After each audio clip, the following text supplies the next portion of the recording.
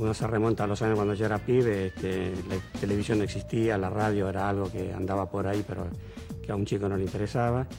Y la única realmente diversión eran las historietas.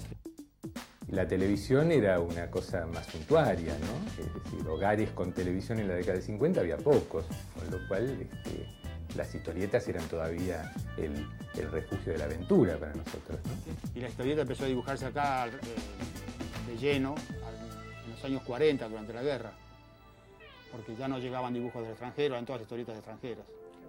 Y acá nace entonces, por necesidad, como nació la industria y como nacieron tantas cosas.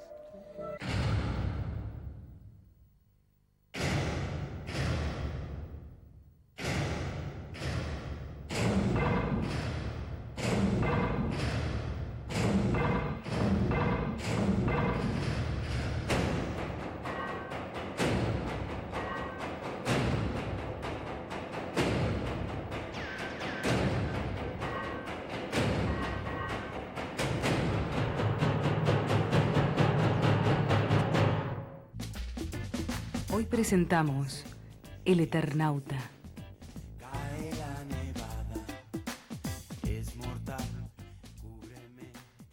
El boom de la historieta, en general, podíamos situarlo en los años 50. Se editan 165 millones de ejemplares anuales de revistas de historietas. Yo creo que mi generación ya leíamos pocos libros, ¿no? Sí. Ya no leíamos libros, sino que leíamos historietas, ¿no? Entonces, en lugar de leer Salgari, Stevenson, Verne, todas esas cosas, leímos El Pato Donald. El Pato Donaldo y otras historietas.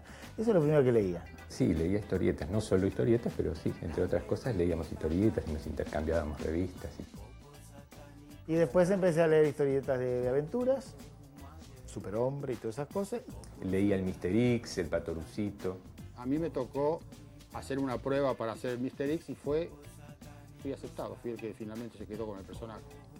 Tenía algunas fallas argumentales, pero que se justificaban a raíz de que, bueno, un personaje omnipotente no tiene gracia.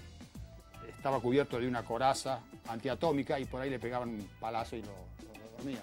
Salvaban a la chica y después se iban. Nunca se quedaban con la chica, nunca entendí por qué se iban, ¿no?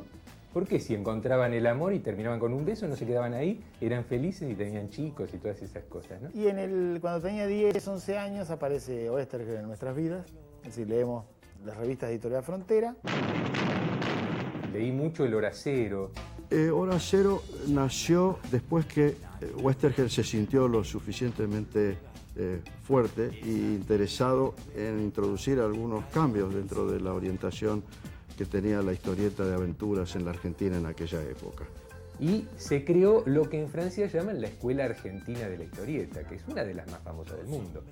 Con Oesterheld nos encontramos una tarde en una reunión en casa de Hugo Pratt. Y ahí se habló del proyecto que tenía él para hacer una editorial, pero yo no le di mayor importancia. Entre que quería hacer algo personal y sabía que podía hacerlo y que no se lo dejaban hacer, consiguió, asociándose con el hermano y llamándonos a nosotros, a mí, a Prat, a Arturo del Castillo, a Alberto Brescia, a un grupo de muchachos de la época, sacar la Editorial Frontera. Y parece que tenía razón, había cosas para hacer.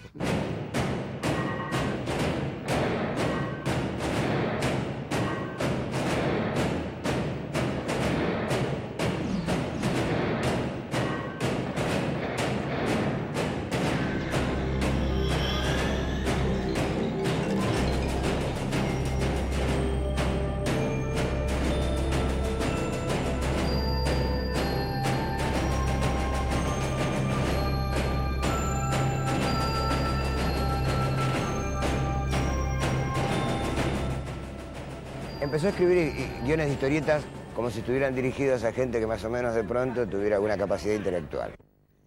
La Editorial Frontera reúne a los mejores dibujantes del momento.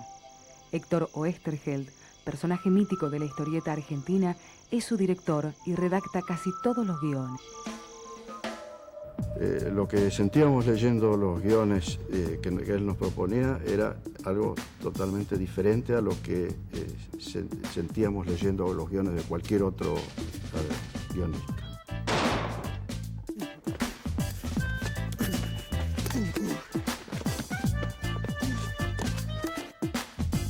Uno estaba leyendo y al leer esas aventuras te dabas cuenta que estabas asistiendo a una ceremonia de iniciación de algún tipo.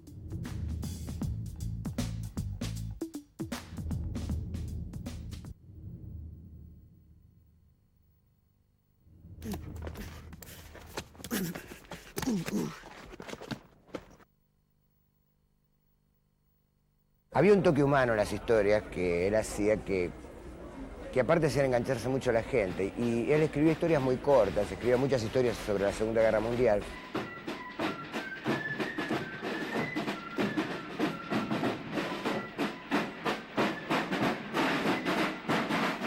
Los buenos no eran tan buenos, los malos tampoco eran absolutamente malos. Lo acusaron de nazi y de comunista porque de alguna manera, en algún momento, el enemigo también era una persona, ¿no? Así él dibujó a algún soldado nazi que era un buen tipo y muchos soldados aliados que eran sinvergüenza, que hacían como fue la realidad.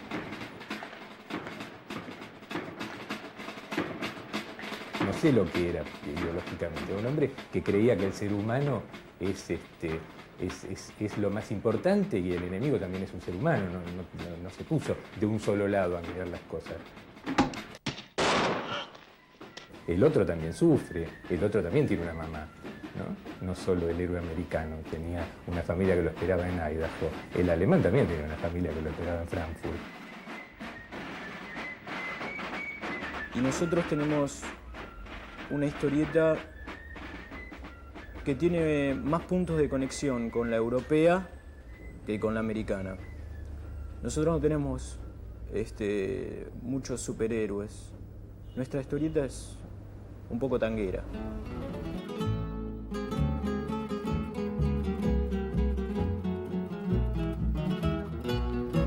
Mirando dibujos animados, sos feliz morfando helados y pastillas de ananá. Y en colectivo o en tren, yendo y viniendo, te lo pasas leyendo revistas de Tarzán. Si hasta la mina se te va a morir de hastío, avivate, frate mío, te lo digo por tu bien.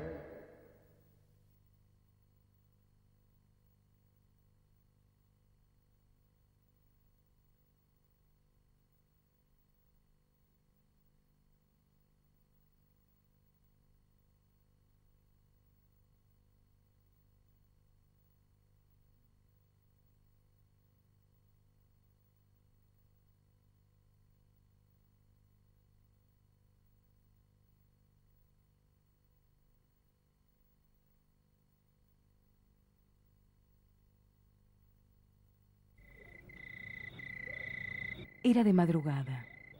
Hacía frío. El único rumor que turbaba el silencio era el leve rozar de la pluma sobre el papel. De pronto, es el Eternauta. Viene a contar la historia de una invasión extraterrestre que tendrá lugar en Buenos Aires. Como historieta, como argumento de historieta, yo creo que el Eternauta fue lo más original que se ha escrito acá. En este caso, él me preguntó qué tenía ganas de hacer, qué tipo de historieta. Y yo volví con la ciencia ficción. Teniendo en cuenta que la ciencia ficción en aquel entonces no tenía la difusión y la popularidad que tiene ahora, creo que Héctor Buettcher fue un precursor. Le propuse la variante de que no fuese un poco lo que vos decías, el estereotipo de la historia de aventuras, sino que los personajes tuviesen más carnadura, que fueran más compuestos como para que el lector se pudiera tener una identificación mejor, ¿no? Que fuera más realista.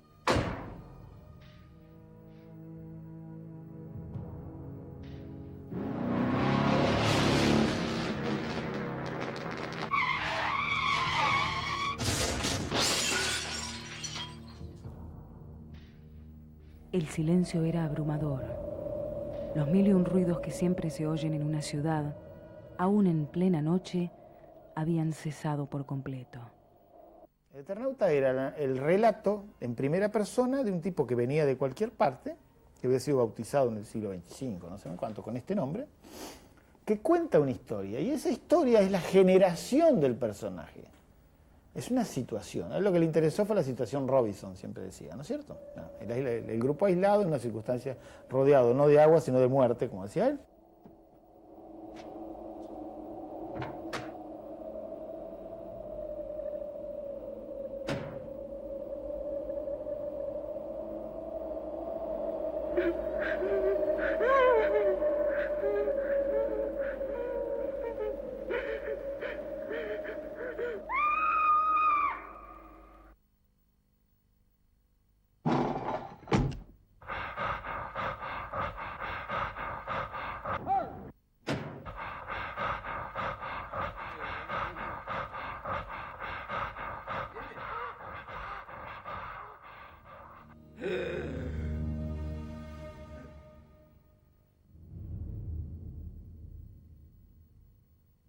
Luego, esa situación Robinson se traslada inmediatamente a los meses en situación de invasión, otro lugar común de la aventura, que es la invasión extraterrestre.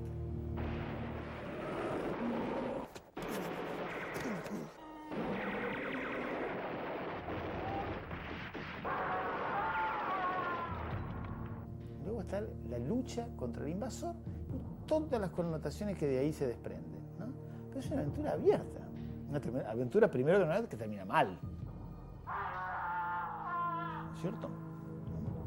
Así que la novedad era absoluta, ¿eh? La novedad era realmente absoluta.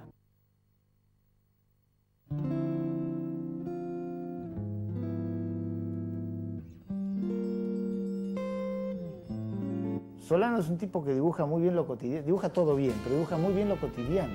Solano dibuja gente que existe. La primera publicación de El Eternauta fue en la revista Hora Cero. Logró mantener en vilo la atención de los lectores durante 100 semanas. Yo no lo identifiqué como un éxito del Eternauta en especial. Yo lo identifiqué como un éxito de la revista en su conjunto.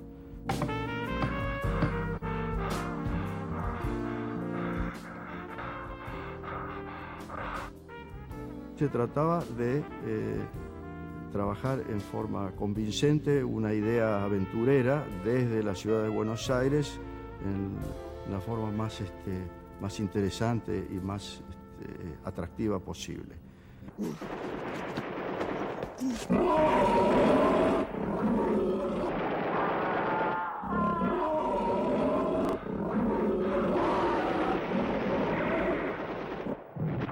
Y se manejó, tanto de parte de él como de parte mía, pienso yo, los mismos elementos inconscientes que hoy nos hacen buscar el malo en el gran imperialismo.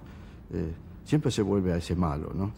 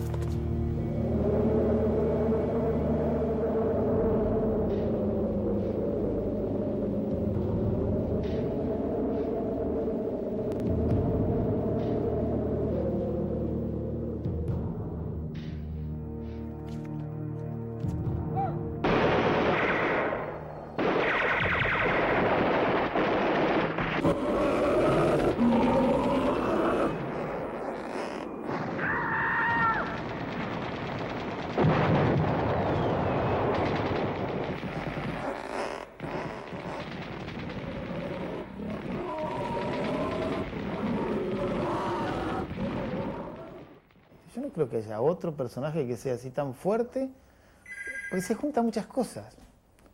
La idea de que es un sobreviviente, por ejemplo, ¿no? Estas cosas se iluminan para atrás después, es una cosa de locos, ¿no?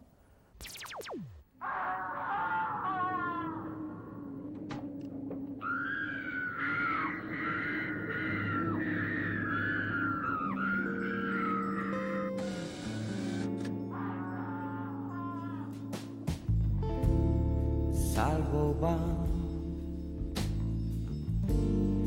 hacia allá, deposita sus nalgas en blanco y se va. Horizontes heridos los saludan con el viento y el sol que se viste.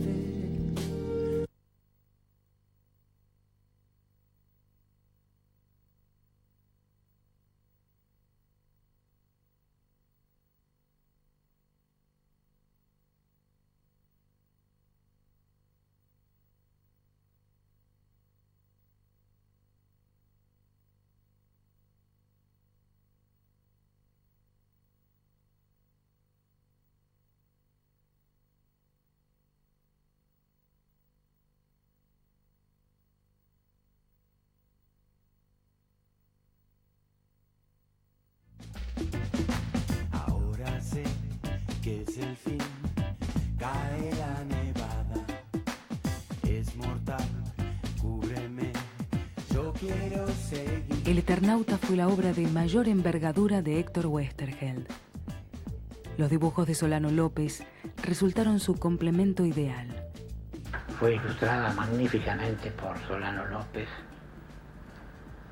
que le dio el clima, que es un especialista en climas, que le dio el clima adecuado, que hizo un trabajo muy superior al mío.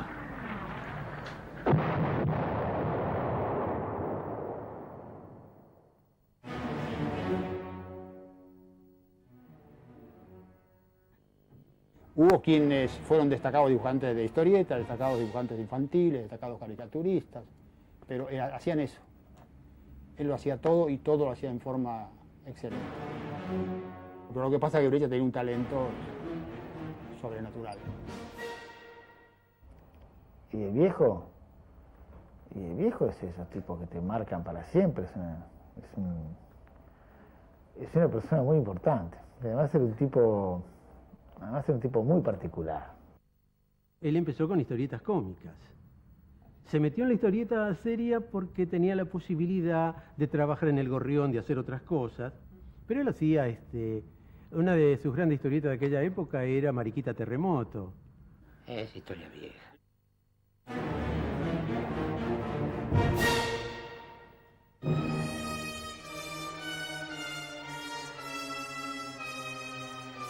Alberto Breccia tenía un notable uso del claroscuro. Nadie supo aprovechar las sombras como él. En su etapa más madura, su técnica se asemejó a la de los pintores del expresionismo alemán.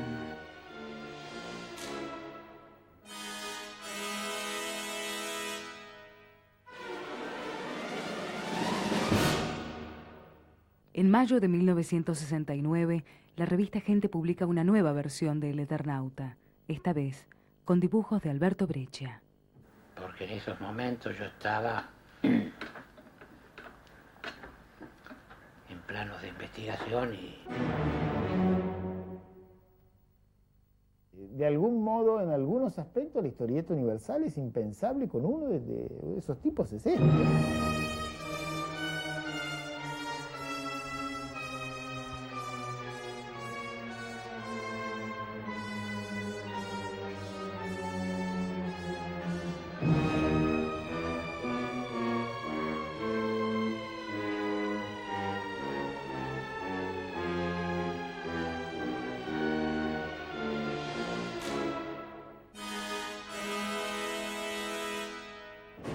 En 1976, en la revista Scorpio, Westergeld publica El Eternauta segunda parte, nuevamente con dibujos de Solano López. Los personajes del Eternauta original no tenían ninguna certeza. Avanzaban hacia la realidad y se encontraban con ella. En cambio, el Eternauta de la segunda, el Juan Salvo de la segunda, es alguien que tiene la precisa y la baja. En esta versión, el protagonista Juan Salvo es un líder de la resistencia en el futuro postnuclear que organiza a la gente en la lucha contra el invasor. La segunda parte del Eternauta la hice en la última etapa de mi estadía en Buenos Aires entre el año 67 y el 77. La diferencia y lo que hace a que artísticamente el resultado sea inferior es que hay una tesis por demostrar.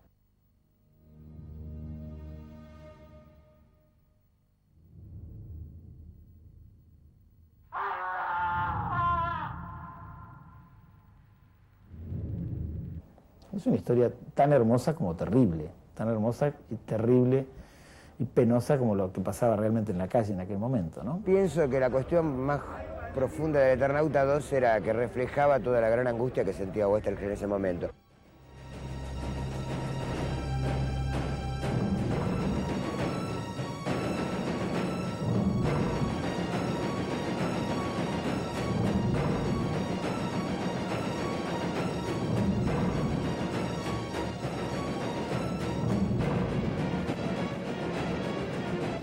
En el 82, yo me acuerdo que compré, o sea, te estoy hablando del 82, yo tenía 19 años. Compré el Eternauta de Breccia, ¿no? Había un prólogo de Trillo y de Sacomano. Ahí me enteré que Westergel había desaparecido. Yo no sabía que Westergel estaba... Yo pensé que había muerto, nada más. Pero jamás pensé que había sido secuestrado y asesinado.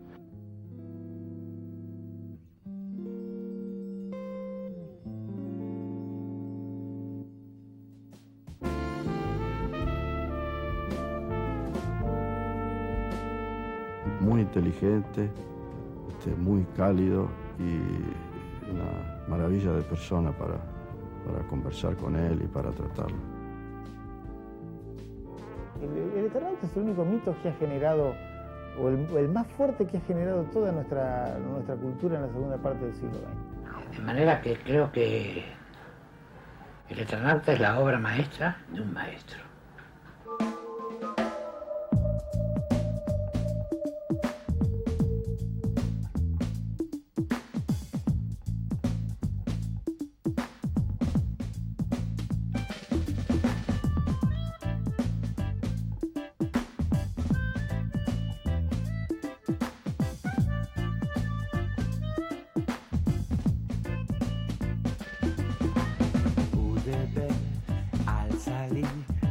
Un cielo muy gris había perdido sus colores.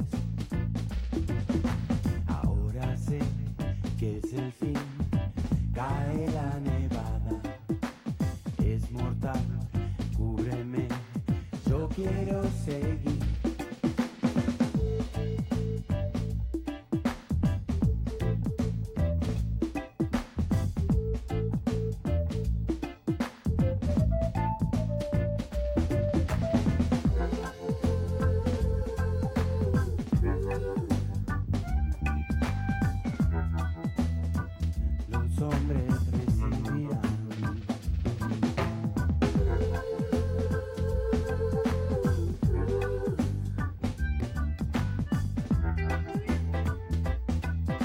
La nieve que va a caer, copos satánicos caen, como ayer, copos satánicos flotan, hoy también.